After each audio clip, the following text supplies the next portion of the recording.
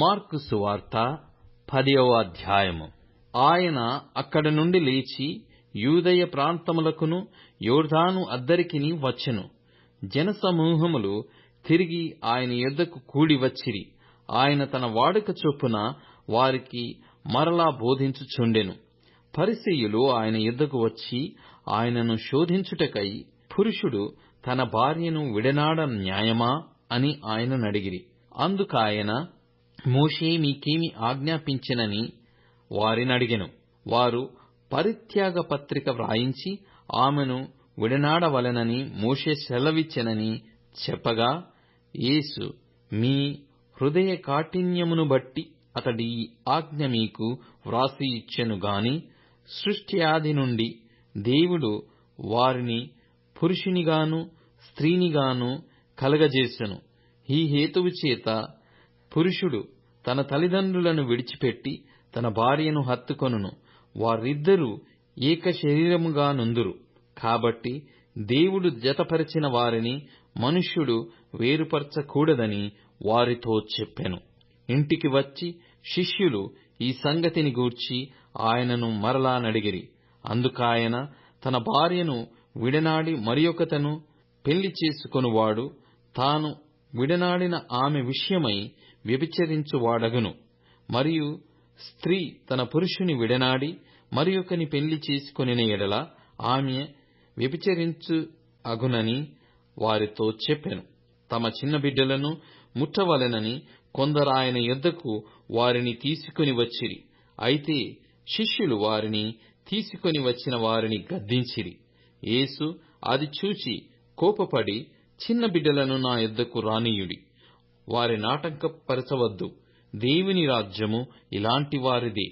చిన్న బిడ్డవలే దేవుని రాజ్యమును అంగీకరింపనివాడు అందులో ఎంతమాత్రమును ప్రవేశింపడని మీతో నిశ్చయముగా చెప్పుచున్నానని చెప్పి, ఆ బిడ్డలను ఎత్తి కౌగలించుకొని వారి మీద చేతులుంచి ఆశీర్వదించెను.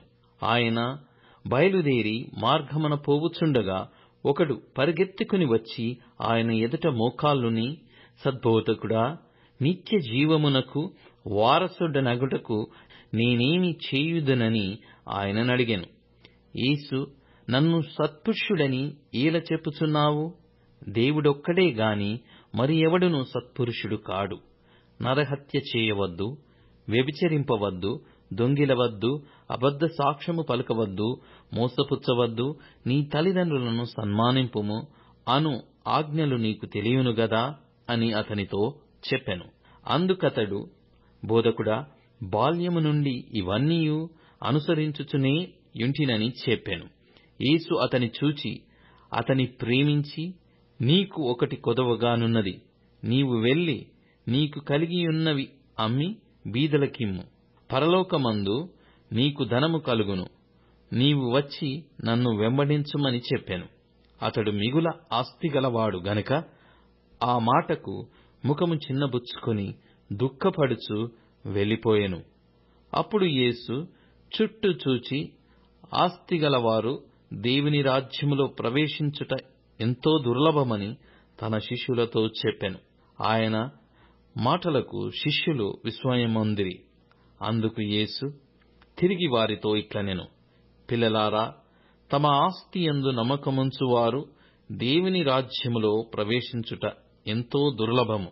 ధనవంతుడు దేవుని రాజ్యములో ప్రవేశించుట కంటే ఒంటె సూది బెజ్జములో దూరుట సులభము.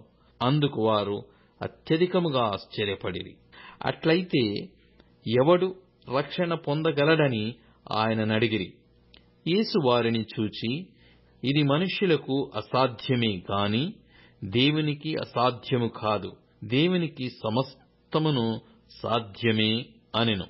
పేతురు, ఇదిగో మేము సమస్తమును విడిచిపెట్టి నిన్ను వెంబడించితిమని ఆయనతో చెప్పసాగెను. అందుకు యేసు ఇట్లనెను, నా నిమిత్తమును సువార్త నిమిత్తమును ఇంటినైనను అన్నదమ్ములనైనను అక్కచెల్లెండ్రనైనను తల్లిదండ్రులనైనను పిల్లలనైనను భూములనైనను విడిచినవాడు ఇప్పుడు ఇహమందు హింసలతో పాటు నూరంతలుగా ఇండ్లను, అన్నదమ్ములను, అక్కచెల్లెండ్రను, తల్లులను, పిల్లలను, భూములను, రాబో లోకమందు నిత్య జీవమును పొందునని మీతో నిశ్చయముగా చెప్పుచున్నాను. మొదటివారు అనేకులు కడపటివారగుదురు, కడపటివారు మొదటివారగుదురు అనెను. వారు ప్రయాణమై యెరూషలేమునకు వెళ్ళుచుండిరి. యేసు వారికి ముందు నడుచుచుండగా వారు విస్మయముందిరి, వెంబడించువారు భయపడిరి. అప్పుడాయన మరల 12 శిష్యులను పిలుచుకొని తనకు సంభవింపబోవు వాటిని వారికి తెలియజెప్పనారంభించి, ఇదిగో, మనము యెరూషలేమునకు వెళ్ళుచున్నాము.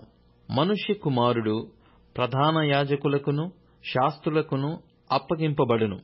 వారాయనకు మరణశిక్ష విధించి ఆయనను అన్యజనులకప్పగించెదరు. వారు ఆయనను అపహసించి ఆయన మీద ఉమ్మివేసి కొరడాలతో ఆయనను కొట్టి చంపెదరు. 3 దినములైన తరువాత ఆయన తిరిగి లేచునని చెప్పెను. జెబెదయి కుమారులైన యాకోబును యోహానును ఆయన యొద్దకు వచ్చి, బోధకుడా, మేము అడుగునదెల్లా నీవు మాకు చేయగోరుచున్నామని చెప్పగా, ఆయన, నేను మీకేమి చేయగోరుచున్నారని వారినడిగెను. వారు, నీ మహిమయందు నీ కుడివైపున ఒకడును నీ ఎడమవైపున ఒకడును కూర్చుండునట్లు మాకు దయచేయుమని చెప్పిరి. యేసు, మీరేమి అడుగుచున్నారో మీకే తెలియదు. నేను త్రాగుచున్న గిన్నెలోనిది త్రాగుటయైనను నేను పొందుచున్న బాప్తిస్మము పొందుటయైనను మీ చేత అగునా అని వారినడగగా, వారు మా చేత అగుననిరి.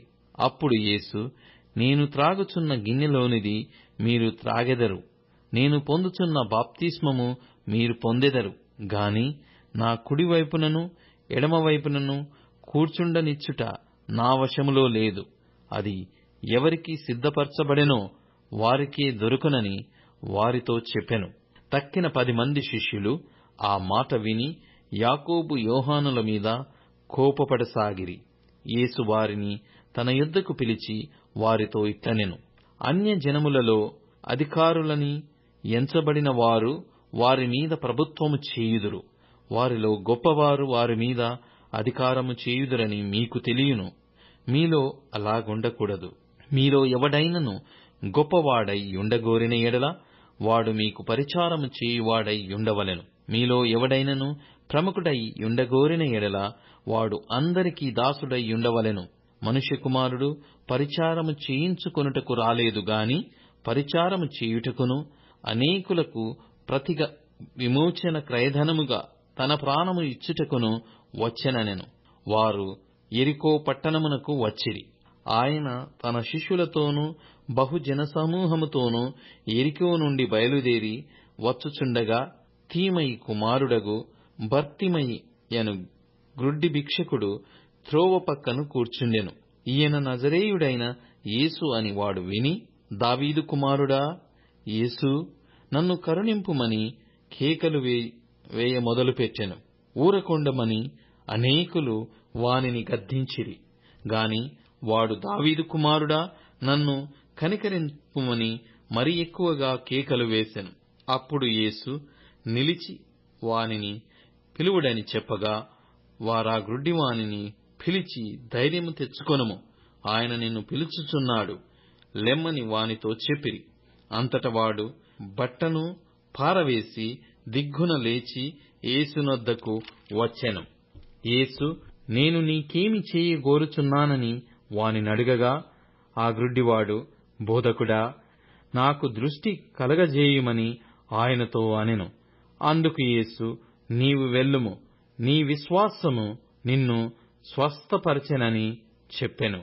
వెంటనే వాడు త్రోవను ఆయన వెంట చూపు పొంది వెళ్ళెను.